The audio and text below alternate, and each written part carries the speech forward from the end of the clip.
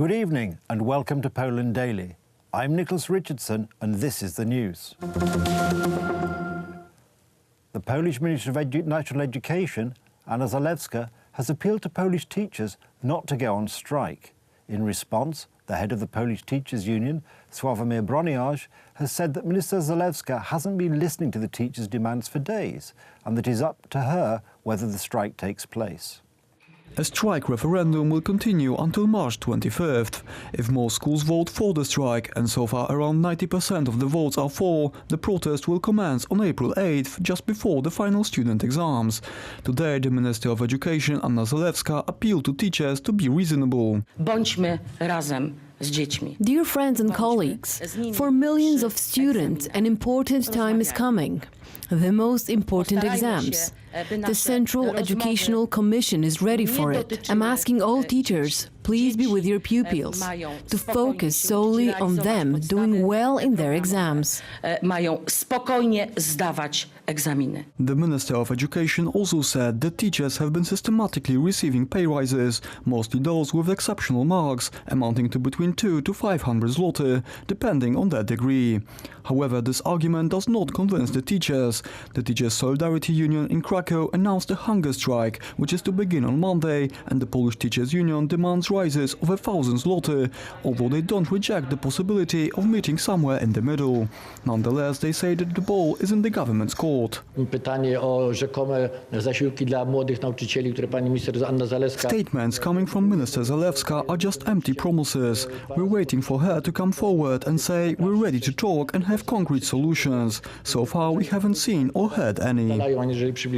MPs of the United Right still hope that the so-called last chance meeting, which is to take place on Monday between the Teachers' Union and the government officials, will finally bring an end to the dispute. There is the matter of the calendar for implementing the rises. It can be done all at once. I'm also hoping that the other side is ready to compromise. I would want the talks not only to be about money, even though money is very important and the teaching profession has always been a bit undervalued.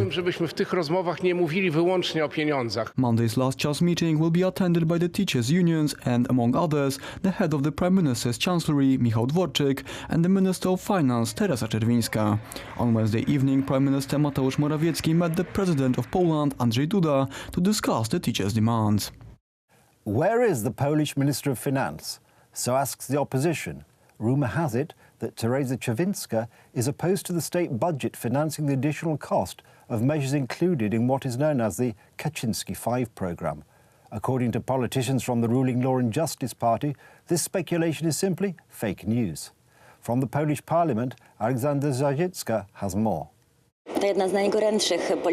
One of the hottest rumors of recent days is that the finance minister, Teresa Czerwińska, resigned right after the announcement of the new Law and Justice 5 program, because she was not consulted on the decision. Rumor has it that the prime minister did not accept the resignation. The finance minister, responsible for the finances of the whole country, supposedly added up all the new expenses and came to the conclusion that the new programs might reduce the budget reserves kept for times when the economy slows down. According to some media, Teresa Czerwińska does not want to break the rules of the financial cushion for the economy and took sick leave. Allegedly, the dismissal of the finance minister is a matter of weeks away. The finance ministry spokesperson, the government spokesperson, and the ruling party politicians are dismissing those rumors, saying that this is classic fake news.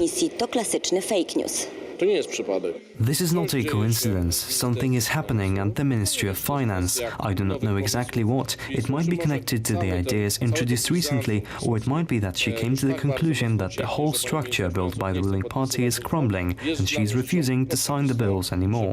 This is obvious.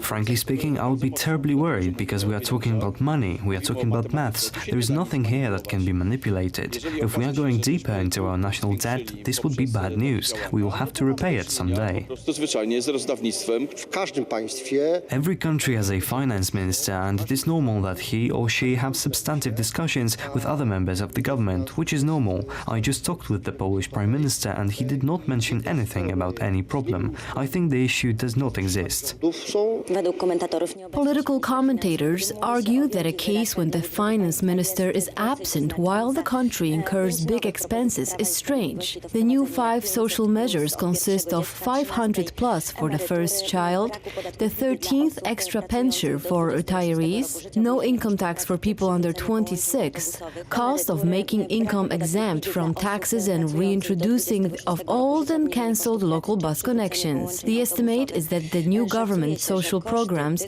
might cost up to 40 billion zlotys. On March the 23rd, we are celebrating Polish-Hungarian Friendship Day, and to mark this annual event, established in 2007, the Hungarian President, János Áder, is visiting Poland. Áder met the Polish President, Andrzej Duda, to talk about the good chemistry in both political and day-to-day relations between Poles and Hungarians. The presidents of Poland and Hungary spoke about bilateral relations, European policies and mutual road and energy-related projects. We, as EU member states, also cooperate with regards to the 3 Seas initiative, which corresponds to the perspective of developing infrastructure of not just our region, but in a major way of the European Union as a whole. In terms of Via Carpatia, Hungary has so far been meeting the deadlines well. All sections of the highway will be completed by 2022. According to Professor Maciej Szymanowski, Polish-Hungarian relations extend far beyond current politics. Our 2 nations are certainly connected by the idea that we must stand in a united front in Central Europe, or else others will take our decisions for us. Polish-Hungarian friendship stems from centuries-long, strong historical ties. General Józef Bem is the symbol of that friendship. He was a Pole who was the commanding leader of the Hungarian uprising of 1848. Many people don't seem to understand how a Polish person became the leader of the insurgent forces. Polish soldiers traveled to help the Hungarians in their uprising in droves. A conservative estimate of the number of Poles taking part in those battles is somewhere between 3,000 and 5,000. Polish-Hungarian Friendship Day is an annual event taking place since March 23, 2007. The location of the summits alternates between the 2 countries each year. The British Prime Minister, Theresa May, said that she welcomed the European Union's decision to delay Brexit, saying that members of Parliament now had clear choices about what to do next. The date of Brexit is delayed until the 22nd of May, but if Parliament does not approve the withdrawal agreement next week, the European Union Council will extend Article 50 until the 12th of April, when the United Kingdom will either leave with no deal or propose an alternative plan. After a lengthy discussion, the Council today also agreed, subject to a successful vote next week, that in order to provide time for the UK Parliament to agree and ratify a Brexit deal, the date of our departure will now be extended to the 22nd of May. If Parliament does not agree a deal next week, the EU Council will extend Article 50 until the 12th of April. At this point, we would either leave with no deal or put forward an alternative plan. If this involved a further extension, it would mean participation in the European parliamentary elections. As I've said previously, I believe strongly that it would be wrong to ask people in the UK to participate in these elections 3 years after voting to leave the EU. What the decision today underlines is the importance of the House of Commons passing a Brexit deal next week so that we can bring an end to the uncertainty and leave in a smooth and orderly manner. Tomorrow morning I will be returning to the UK and working hard to build support for getting the deal through. That's the news. Thank you for watching. Stay with us for the weather, Poland Daily Business and more besides. But from me it's have a good night and a better tomorrow.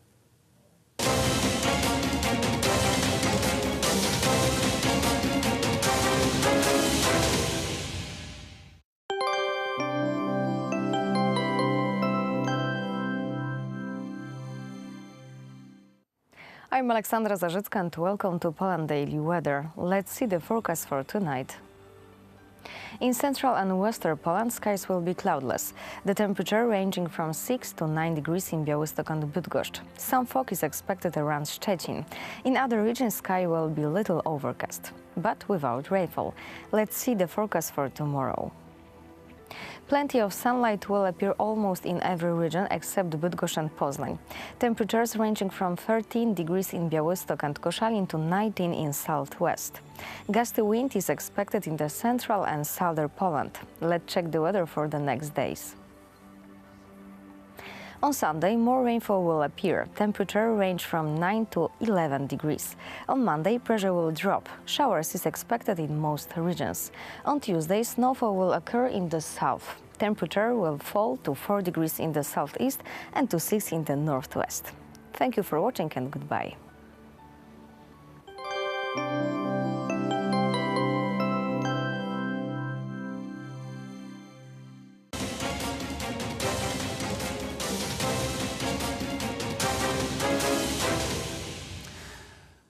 Poland Daily Business Edition. Tonight our guest is Maciej Gnyszka of Towarzystwo Biznesowe. That's in Polish. In English, it would be translated to Business Association. Sir, welcome to the show. Good evening. Please tell us first, what is the Business Association? Business Association is the company which gathers all over Europe conservative entrepreneurs.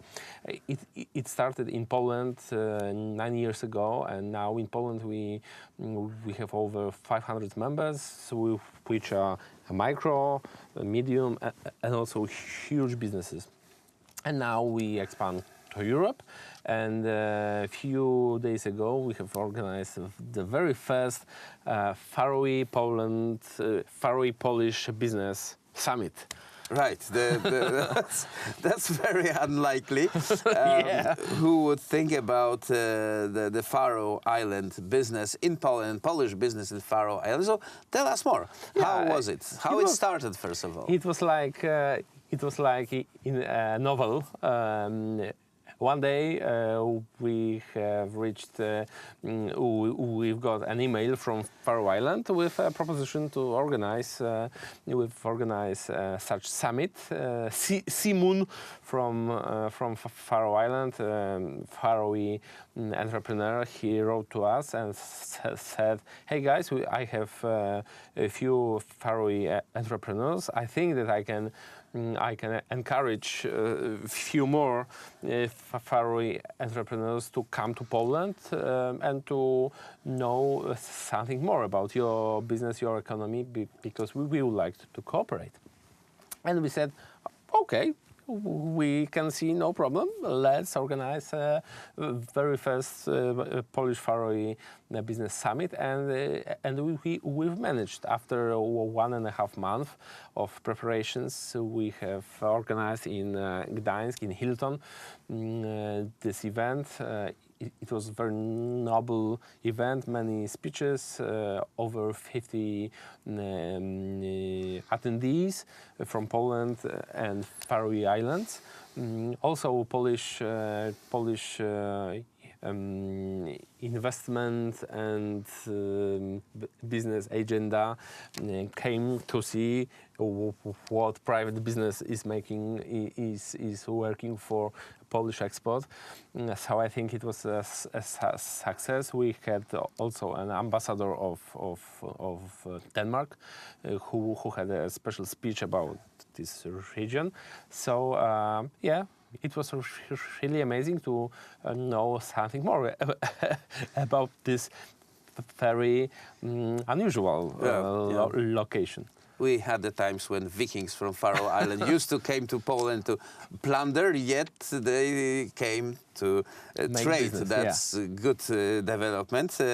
What are the kind of businesses possible between us and Faroe Islands? Of course, as they are islands, they need ships. They need fish and also machines to process fish into food. So these are three mainly features they would like to talk about. But also tourism is a branch that is developing very fast in Faroe Islands, and also Polish tourist agencies were interested in cooperating. People are seeking the new locations, like you've seen it all. Yeah, now, I've been in Osca, I've been in Madrid, I've been everywhere. I haven't been in Faroe Islands. Right. Yes. So I think that as our economy is growing and people are seeking for some unusual experience and touristical locations, also on Faroe are interesting. Okay. So they found the counterparts on our side. Yeah, definitely. I was amazed. I was amazed by the power that I've seen on this event. Yeah. So this is one of the first events when the Faroe Island business related directly to you, not to the state institution, not to the embassy, not to the Polish Chamber of Foreign Trade. No, yes, of course. Not anything like that. To the private little. It was really amazing. Yeah. Conservative organization in Poland. It was amazing because it shows us that the social capital works, because it was a private initiative of private Faroe entrepreneurs who contacted private Polish entrepreneurs. So it was really funny and amazing, and I like it because this is my dream of active citizens, active businessmen who want to transform the world. This is also a sign of freedom, that we can do the things by ourselves, not counting, not expecting anybody's help or governmental officials to take lead for anything. We should only pay for hotel, we should pay for ticket, and we do it. Okay. We don't need any help. Let us tell a little bit more on the side of the business association that are abroad of Poland. You mentioned Switzerland, but at least the countries with the biggest associations. We have association in London, in Rome, in Switzerland, in Zurich, and in Lietuva, in Vilno. But nowadays, last week, we have opened on the very first meeting the Frankfurt am Main Business Association, and next month we will establish in Italy 2 more business associations in Milano and in Bologna.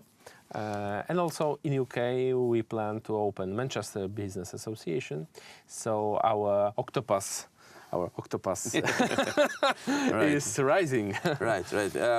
Like most of the participants are Poles? Yeah, most of participants are Poles. What I like the most is that they invite their friends, Britons, Germans, Swiss people, and it is the sign that our Poles that live abroad for 20 or 25 years, and they feel that Poland is their origin, and they want to take friends. They want their friends to understand the origin. Because I had to imagine that you built the organization based on the principles and based on the values. And right now it turns out that those values are also something important to the people who live in totally different societies, or they live in the societies that are far more in this rainbow revolution than we are. Yeah, they realize that those values which everybody would like to bury on the West are really important, attractive as well, and of course, if you read a newspaper and so on, you can say, "Oh no, those values are not mine." But if you meet a man who carries those values, then you see it differently, And I think that it is a part of our mission, to show those values in action, not in museum. Okay. Maciej Gnyszka, the founder and CEO of Towarzystwo Biznesowe or Business Association, was our guest. Sir, thank you very much. And probably next time we will talk about how to bind the business with evangelion, gospel. Yeah. But that's really, I have to be prepared a little bit more to that. Of course. All right, that's it for tonight's Poland Daily Business.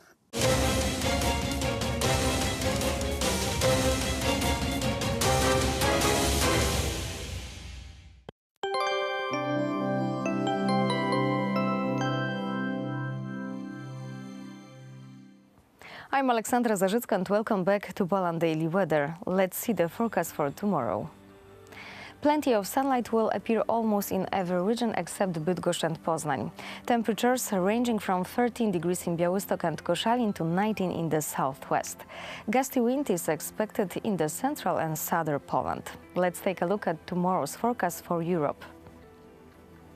We accept the lowest temperatures in the northeast of Europe. There we will see 4 degrees in Moscow, 7 in Kiev and 6 in Helsinki.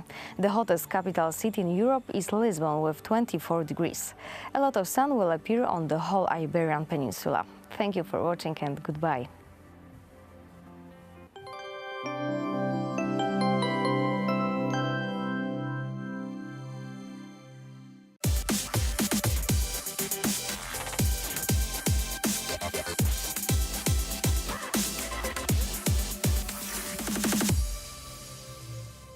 The history of the Kamienica theater dates back to the communist era. In 1988, the Broadway director Joseph Papp visited Warsaw. It was there that he met the future director of the Teatr Kamienica and asked him, "Why do not you set up your own theater? During communism? When communism is over, set up a theater." His suggestion has not taken up for many years, but Papp had sown the seed. Emilian Kamiński warmed to the decision in 2000 and began to search for the right place. Standing in the courtyard of the tenement at Aleja Solidarności 93, the future director already knew that it was the right place to create the Kamienica theater. The bustling walls of the pre-war building retained the memory of the splendor of old Warsaw, and subsequent stages of construction revealed more and more of its secrets. For 5 years, he collected funds and materials necessary to complete the investment. The theater construction plan was being created on a regular basis and was constantly modified until all the smallest spaces were managed. The wife of the director, Justyna Sieńczyło, and Jolanta Pachowska worked on finishing the interior of the theater and refining the smallest details. On March 27, 2009, on International Theatre Day and on the centenary of the construction of the tenement house, the grand opening of the Kamienica Theatre was held. The names of the people who contributed to the project were placed on a commemorative plaque located in the courtyard. The former address of the building, built in 1910, was Leszno 13. Initially, it belonged to the rich Jewish leather trader Misha Roga. It was adjacent to the walls of the Warsaw Ghetto created in 1940. The former address of the building, built in 1910, was Leszno 13. Initially, it belonged to a rich Jewish leather trader, Misha Roga.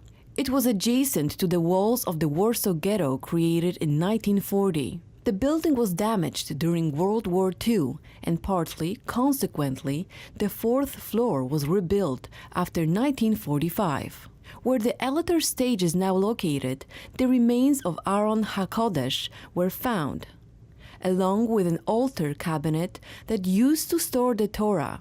During the construction of the basement of Warsaw, Emilian Kamiński discovered more than a century-old Villers-Bosch tiles.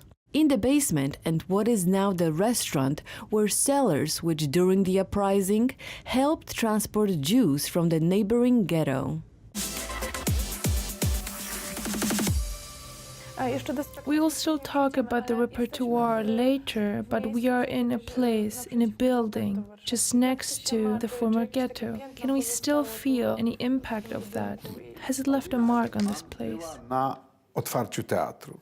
Mrs. Paulina Ederman took part in the opening of this theatre. Her son called 10-11 years ago. He told us that his mother was born in this tenement house. Spotkałem się z tą wspaniałą panią.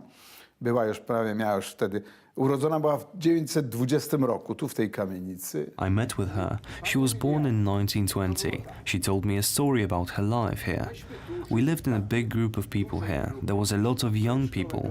I was 19, 20 years old when the war began. To była kamienica poza gettem, tu była taka organizacja Żagiew, taka... This tenement house wasn't located in the ghetto. There was a Jewish organization called Żagiel. It was a police unit that cooperated with the secret German police, Gestapo. Tego dnia wyjęli z tej kamienicy i przewieźli na Umschlagplatz. One day they took us all from here and brought us to the Umschlagplatz. This is not going to be a happy story. They put us on a railway carriage and sent us to the Treblinka extermination camp. Ponieważ biegle znałam niemiecki, przeszłam przez 5 obozów koncentracyjnych i żyję. Natomiast tę całą grupę I was the only one who survived because I knew German. I survived 5 concentration camps. Others were murdered. I'm just repeating her words. She is no longer alive. Pomiędzy obozami oni się ścigali, kto szybciej spowoduje. She said Germans had their game. They bet who would be the first to kill people from the moment when the train arrives to the moment of burning the corpses. The record was 1 hour and 47 minutes. This is sick. And she also said, it was horrible. I have to live with this trauma my entire life. We have to remember that ghosts of these young people are still in this tenement house because they loved this place. Mr. Emilian, please, remember about it. This is the history. What should I do with it? I have to remember. And I do. And I think about it. Więc teraz tak, co ja mam z tym zrobić? Pamiętam o tym. Pamiętam, myślę o tym. Spektakl Wiera Gran, który tutaj jest, o Wierze Gran, wspaniałe przedstawienie, Basia Sas. We have a spectacle about it and we play it often. R.I.P. Basia Sas came up as an idea for this play. Na przykład szykuję spektakl właśnie. I won't stop performing this spectacle. I am preparing a show about young people who helped others from the ghetto right now. I am not a Jew myself, but I am a Judophile. I love other cultures. Filo różnych kultur. Filo-Rosjaninem, I like different cultures. I am a fan of foreign cultures. I value it greatly when certain people come from an original culture. I wanted to create a play about these young people. I have the material ready. Now I am simply waiting for the right actors. I need young actors. So far it is all planned out thoroughly in my head and I am aiming to realize this plan. I want to do this as a thank you gesture to the ghosts that came here. I know that you people in the television may think to yourself, what kind of a lunatic is he, talking about ghosts on air?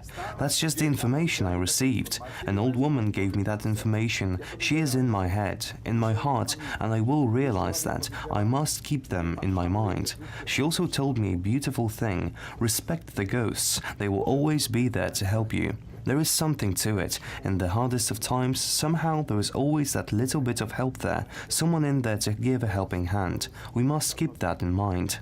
Jest to wspaniała inicjatywa. Your theatre is a wonderful initiative. You care about history so much while managing to keep your place not as commercialized as in most of other major theatres. Każdy robi to, co uważa. Ja uważam, że życie ludzkie, mówię o swoim życiu, ma dla mnie swoją wartość. Ja nie mogę go tak... Everyone does as they please. I believe that human life has a certain value. I am speaking about my own life. I would not want to treat it so lightly. Life must have a certain amount of gravitas to it. That is precisely why I set up this theatre, in order to express what I feel, what I deem to be important in life. We need certain tools. Bob Dylan's a great example. The way in which he can express himself, how masterfully he can speak his mind.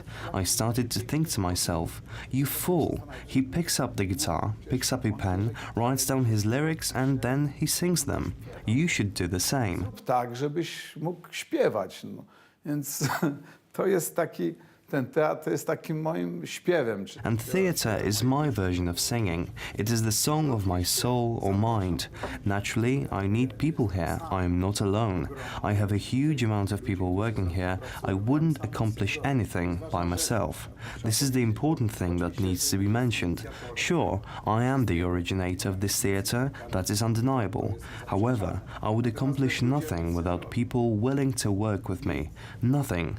Every step of the way, people reached out to me, even civil servants. They looked at this idea and would say, "Oh boy, you're out of your mind, aren't you?"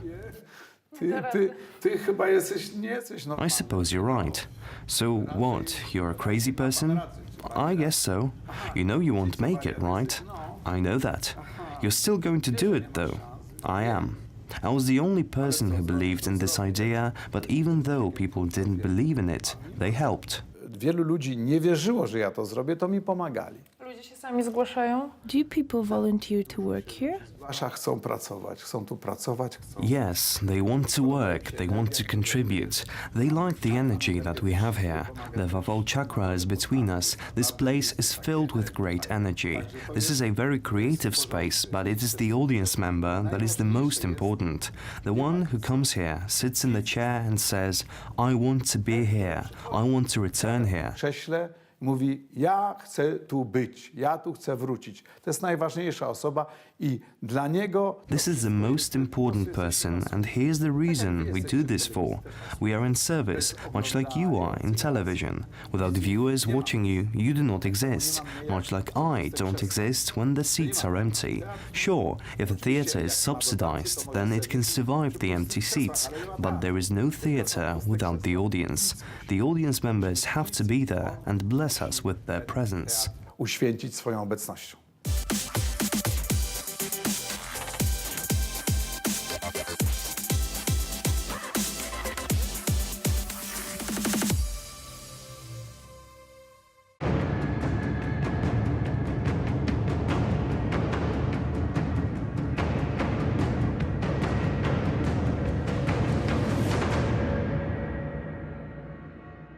Ladies and gentlemen, welcome to Poland Daily History. Today we will be talking to our guest, Mr. Krzysztof Jabłonka, a Polish historian, about the role Poland played in the Second World War. The Poles fought with weapon in hand not only in Poland, but on multiple fronts all across Europe. With our guest, we will explore the contributions of Poland in the Second World War. During World War II, after the fall of France at the hands of the Germans, the situation looked really bleak. And as I remember, the only surviving nation was the United Kingdom. I was wondering how the Poles contributed during that time in defense of UK. Trzeba powiedzieć, że po upadku Polski After conquering Poland and France, along with the Benelux countries, the third goal of the Nazi machine was taking the British Isles, together with all the countries on those isles. Before the planned landing, Goering promised Hitler control of the skies, and the mass attack of a few thousand planes ensued, which was a great number in those times. The Brits only began mass-producing airplanes in 1939. Before this, they were in their infancy.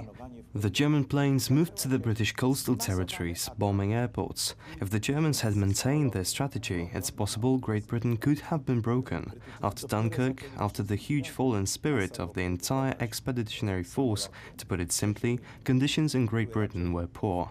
The second very important thing is the tactic of sending young pilots to fight the Germans. The Germans were seasoned. They had already fought in Spain in 1937, in Poland in 1939, and in France. They had seen the impunity with which planes could be used and took full advantage of this. The young British pilots did not have the tactics to break up the powerful fleets that bombarded strategic points in Great Britain. A turn of events led to help coming to the Brits. The Poles turned up. They had escaped from France with the last aircraft machines or on British ships because the Brits fought in mass numbers of Poles from the falling France. Air squadrons were immediately created with the Poles, and they had completely different tactics. The Germans were not to be feared or shot at from a distance, but they were to be attacked head-on, as close as possible, and the Poles showed this. The Brits couldn't believe it. They thought the Poles were overrating themselves, that this wasn't possible. Eventually, the commander flew over to watch from a distance how the Poles fought. He returned and said, "They are really doing this. They aren't lying." He realized that an immediate change in tactics, attacking the Germans straight away, gives the best effects, and this saved Great Britain. A second key moment was that one of the German crews dropped bombs on London docks by mistake in the East End, so the Brits decided to retaliate and bombed Berlin.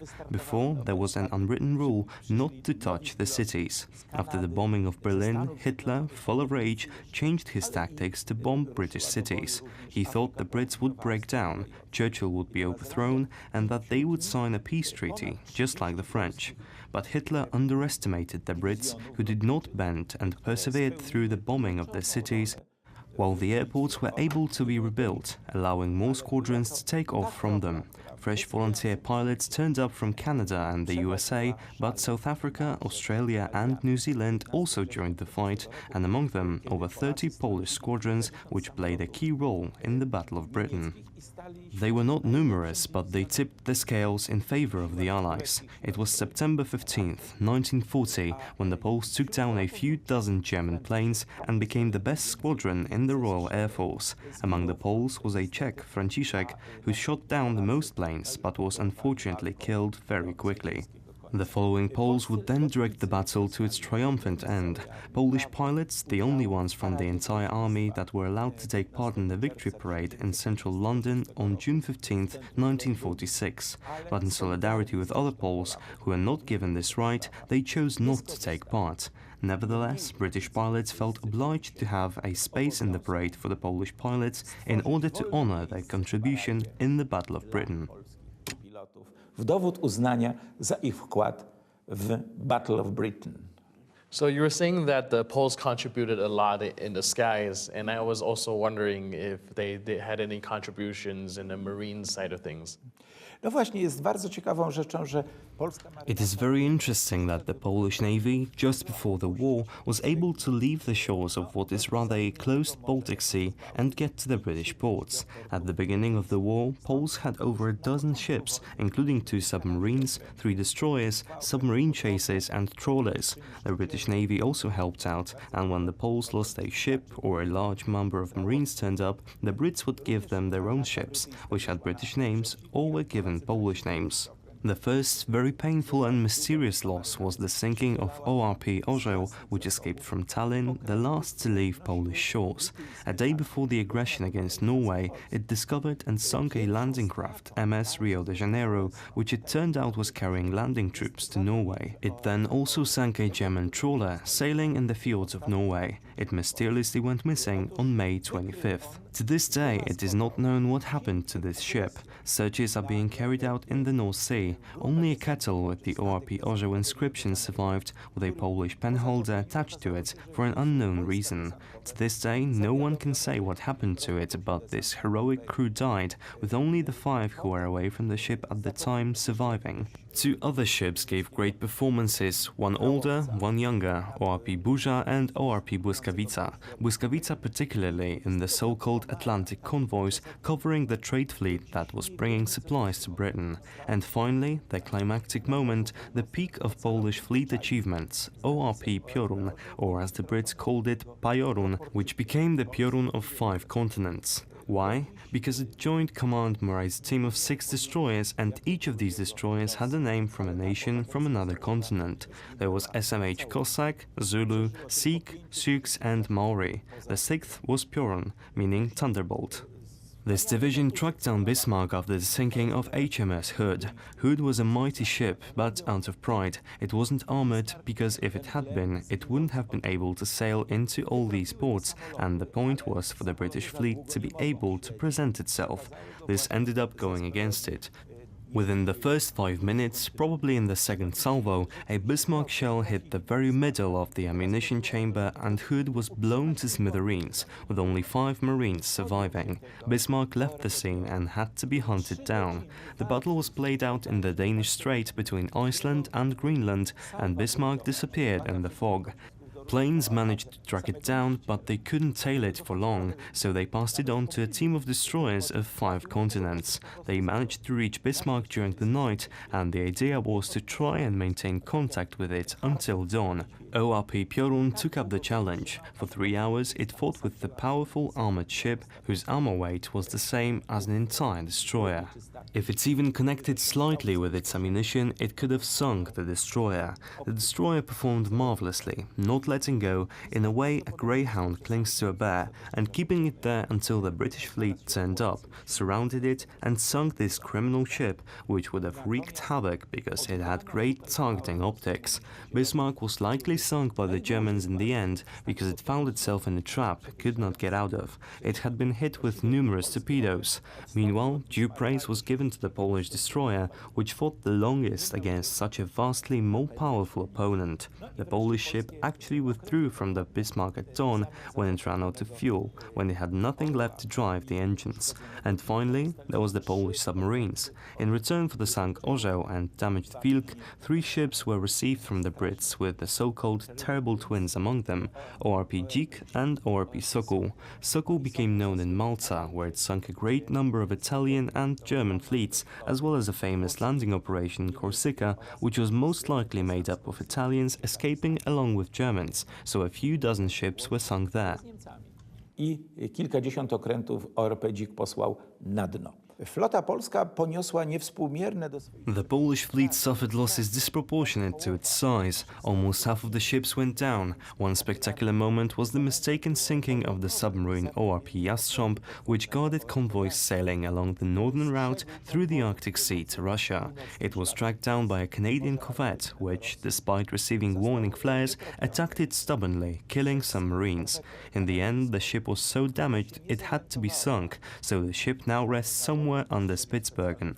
Another flagship vessel was ORP Orkan, a destroyer of the highest class in those times. Unfortunately, it was hit by the first produced acoustic torpedo, which aims itself on the basis of sound.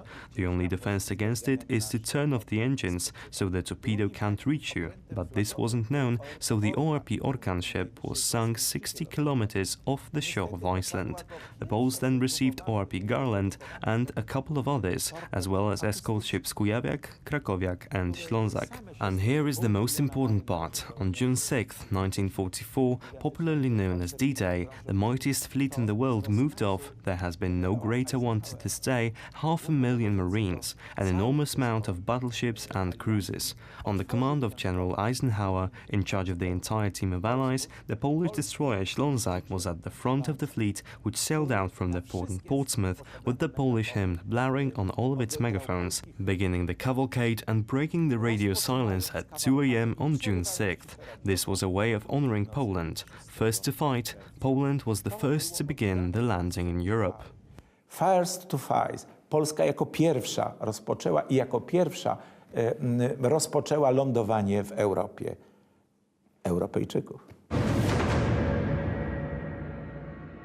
Poland was engaged in battle ever since the outbreak of the Second World War, lasting all the way until the last members of the anti-communist resistance movement was hunted down and executed in the early 60s. However, their contributions to the war effort will leave an everlasting impact on history. I'm your host, Benjamin Lee. I'll see you next time on Poland Daily History.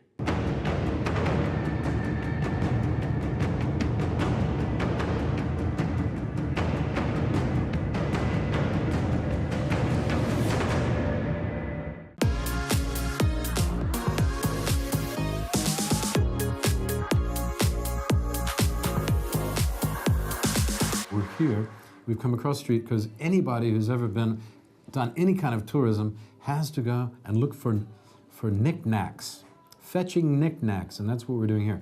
we're going to take a tour of perhaps the biggest souvenir shop in Warsaw. Is it? It may be. It is the biggest in the old town, yeah. Is the biggest in the old town. I haven't seen a bigger one in the city. But then I don't go to souvenir shops all the time. But we are going here for you. Now, hey, look, I got to show you something. You see what that says? That says Warsaw, where magic reigns. And there's a lady with her feet resting on the moon. And I'll tell you something. If you can rest your feet on the moon, it's definitely magic. Don't you think so, Nick? I agree, Will. Yeah. Okay, they got a lot of cool posters here, actually. I love posters. Anyway, let's go this way.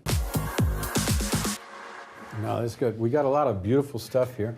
Here, the Chopin corner. this is the Fred Chopin corner. Now, you may not know, I call him Fred, but he was a, piano player, pretty good one. He wrote some nice songs. Among them, the dum dum da dum dum da dum da dum da dum, one of my favorite hits, the Funeral March, and we have here the Frédéric Chopin coasters, which are a lovely addition to anyone's coffee table anywhere in the world, especially in Japan. They love him there. The Japanese love him. Here's another one, Chopin, with as part of a sculpture with a large rock escarpment over his head. No, he's a good-looking man, though, with his rocky hairdo. Still a good fellow. What else have we got? Oh, yeah. Here is Chopin wearing his I Love Poland t-shirt. Not a lot of people know that he was a big fan of the I Love Poland t-shirt. In fact, he was one of the people who originated that. He's a good fellow. And you have Chopin bracelets and snow globes. I mean, anything you want about Chopin, Snowpen or Chopin. I got snow on the mind. It's all here. Plates, honorary plates. Oh, these are Warsaw plates. And these are what, the old town, aren't they? Yeah. Yeah. The old town. You can see the various views. Bring the camera over here. You can see this. Bring one of the cameras over here, and look at these beautiful old town. That's going to be nice on your kitchen wall, or in a proper place on your porch, something like that. And look at all these old town designs and in Polish pottery. You can't get better than that. This is exciting stuff. And down here we have the Warsaw. Hey, and that's 29 zlotys for one of these things. 29 zlotys. That's a good bargain. 29 zlotys for a Warsaw figurine, a facsimile of one of the old chocolate boxy type buildings that we find in the old town, replete with those. Replete. It's you might even say a cornucopia of chocolate boxy type houses to be found here in the beautiful old town. There's another one. I love this one, though. That's Fred looking real good. Get a picture of Fred there. Looking excellent. Fred, little Freddie Chopin. What a talent, I'm telling you. If he was alive today, he'd be almost as good as Beyonce. There's no doubt about it. What does this have on it that makes it your favorite? What's there? Well, there is the King's Castle here. King's Castle. Zygmunt Monument, so it's like everything good. Ziggy Monument, yeah, because he was a king, right? Yes. A very important king. Brought Warsaw started Warsaw, is that right? Or something like that, yeah. Or maybe it was the Mermaid, we're not sure. And what's that? That's the cathedral? Yes, it's on Świętojańska Street. Yeah, so it's just right around the corner, that's the cathedral. And what's your name? Magda. Magda, thank you very much, Magda, for your excellent suggestions. There's a lady who knows a thing or two about refrigerator magnets. Nick. I think actually Zygmunt brought the capital from Krakow to Warsaw. But that's what I meant. Yeah. You know what you said. That's what I meant. He made the capital. He made the capital. Yeah, made Warsaw. He didn't build the city. Look, here you go. If you ever need to sign a really big check, you want a really big pencil like this, and that'll help you to impress people with the size of your check. You use a big pen, and that does a good job for you. Yeah, you'll be very good. And these, we don't use these anymore, but these used to be for paddling children and wives and husbands. But we don't do that anymore. No, they're chopping boards, actually, yeah. What? They're chopping boards. You can't chop anybody with this, can you? No, no. Well, only if you do it for a very long time. You could, if you did it for a very long time? Yeah. Like for a year? No, this is not a blunt instrument to use in corporal punishment. This is an attractive cutting board for your kitchen, right? That's what I would use it for. That's what you would use for in England. Okay, in England, that's what they use those for. More beautiful stuff. This is a rolling pin, and in the old days, your wife would take this and hit you when you came home late from the bar or the pub. She would hit you with a rolling pin, and of course, that's famous. We all know that story. What else have we got here? We have pottery, traditional Polish ceramics. Now look at this stuff. Look at this stuff, fans. Now, for the lady of the house, or for the man of the house who feels like a lady, pottery collection, which is Polish painted, famous, right? Which is painted by hands. So when I say it's hand painted, it's really done like this. Of course, it's not like someone takes it and then paints everything, but they have like plastic forms that they put next to this porcelain, they put it on it, and then they really paint it using their hands. And this is a Polish stuff. And look, it's only 25 zloty, so to have something that will hold your egg. What is that, like $5 or something, yeah? This is exactly how much it is. And you can put it in a microwave, 5 pounds. You can put it in an oven, you can put it in a wash disher as well. Dishwasher or dishwasher? wash disher? Exactly, this one. Dishwasher? Yeah. So this is where if if you're a washer standing. of dishes. So very colorful and traditional Polish. This means prosperity, because of course Jewish people were merchants for the longest time. Of course. And they knew how many beans made 5 and how to make some money from commerce, and they stimulated the commerce of Poland. That's true. Look how important part of Polish society, of Polish culture. We are having a Jewish guy playing music instruments. So this is how Polish regular cities once upon a time were looking like, and that's why such souvenirs we are having available as well. So there you go, a little bit of what about this one? Why do we have this? Storks. Fella. That's also a very popular Polish countryside thing. Storks, there is the biggest number of storks right in Poland. And a lot of traditions connected with them too. And that's why we can buy them in the wooden form in such souvenir shops. That's pretty, I like that. That'd make a nice gift. Yeah. These wooden carvings are very nice, and that's something Poland is known for, along with the pottery. All these wooden carvings, get a look at some of these fellas here. They're really nice. That's a nice one there. You see he's got his actual bundle of sticks on his back. I mean, it's kind of nice. If you like the figurines, that's a good one. That's a nice one. Yeah. Okay. We have a lot of those there. Okay, let's see what else they got. It's your Polska hat. So you wear this. This is a hat for kids. Little hat there, and it says Polska on it in case you wondered where you were, and that'll tell you that you're in Poland. Polska is the name for Poland, of course, and Polish. And all kinds of gear here. It all says Warsaw on it. Or here's a natty hat. That's a well-made hat right there. It is. That's hey, pretty. Will, in the meantime, I visited a hairdresser. Yeah, that looks good. Now, why is your hair red and white? So these are colors of Polish flag. Oh, okay. White stands for peace, and red stands for love and blood that was given for the independence of this country. That's why Polish flag is white and red. And this is why I decided to dye my hair like this. And also, why not making them curly too? Yeah, we shot this earlier. We shot this episode before we did all the previous episodes, and he did cut his hair in order to be on the show. But this is what he looked like when we first met him down by the river when he was living in his van. Beautiful shot. Yeah, your classic postcard. I mean, we got it all right here. We got everything you want. Maps. You got maps of,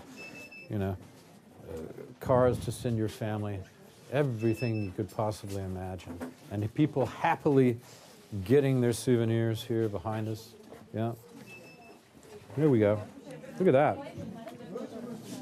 There's your official Polish pen. It's got the royal. Everything has the royal castle. Hello, everything has the royal castle on it, and it's inescapable, really. And the Zygmunt column. There you go.